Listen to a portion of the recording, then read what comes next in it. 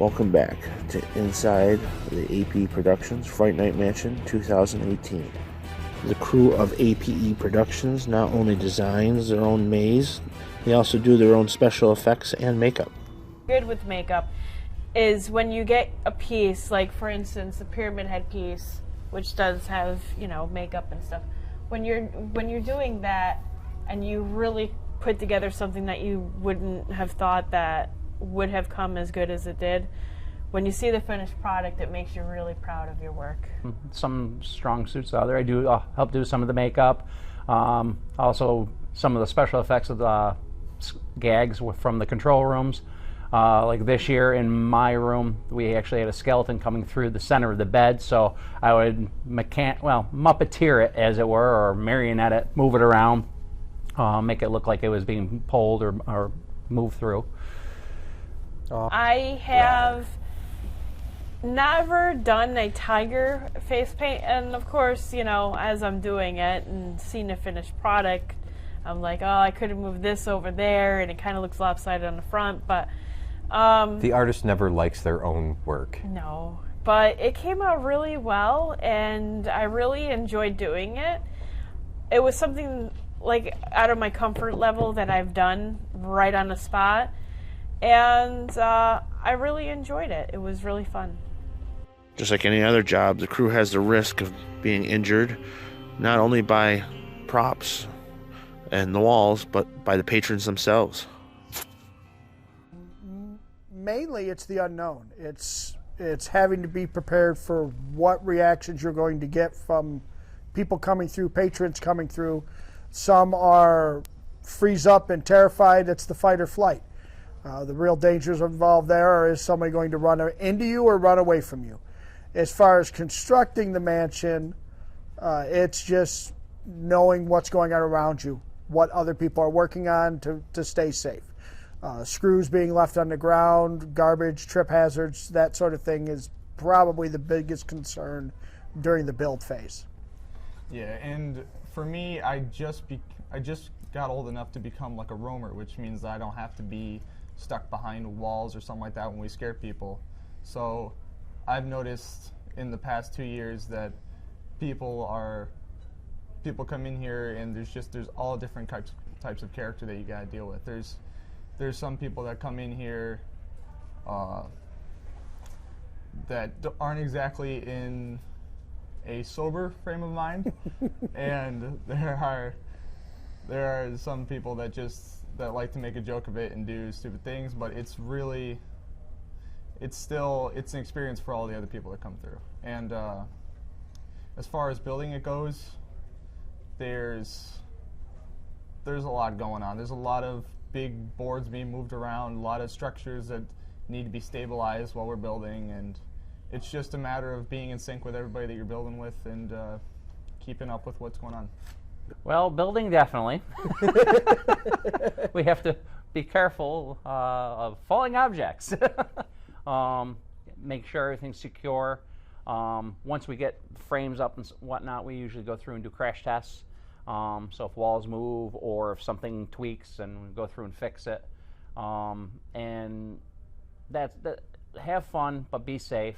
The other factor is when you're scaring people, they have a fight or flight, or they have both. They fight you, then flee. So we do get pushed, we get punched, run into walls by accident at high rates of speed sometimes.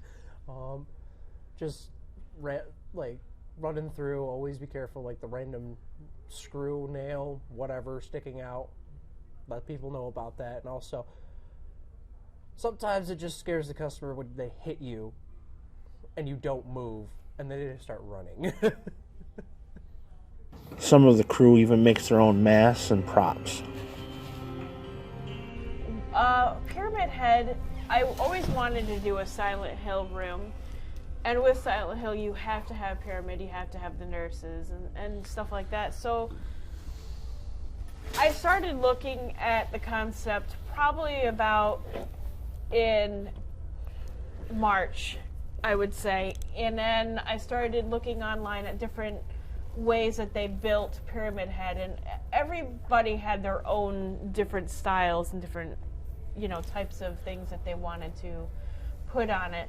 And I found one that kind of resembles the older one more than the newer ones. Of course, I added my own different changes because the older one didn't have the pointed down nose as to where they had the square.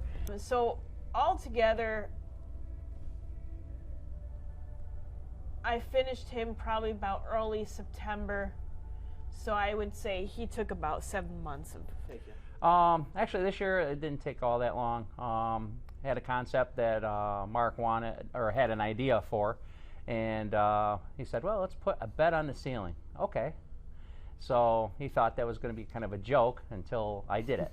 So about 3 days between getting the materials together and trying to figure out how it was going to go, and actually getting everyone together to put it up. Once it went up, I had my other son, Odin, decorate it with myself. He did a lot of the splashing of the blood, and basically just making sure it's safe. So I tested it by hanging off it a couple times. Went up on top, made sure that it was safe there. But about 3 days from beginning to end. Sword. One of the most fun things I've had to do. And with the help of Mike Panic and his tools, his knowledge, he's been doing it for a while. I designed the sword. I drew out all the proportions. I had to combine 2 different styles of sword that Pyramid Head has used in the history he's been here. I had to use real wood, finished laminate wood, so that it wouldn't break. To build it probably took about 2 weeks. To paint it only took a few days.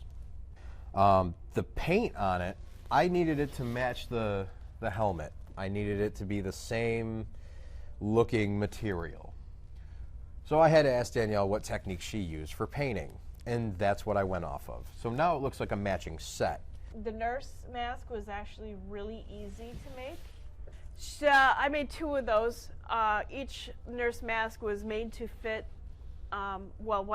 this one being myself and the other one of a different model. And nobody else can really fit into them but the models themselves. That actually did not take me long at all. That probably took me about 3 days in total to make. That again, I looked online at different styles and everything, so it came together really well. The costuming I did not make, the costume I bought. Stay tuned, there's still a lot of APE Productions Fright Night Mansion 2018 to come.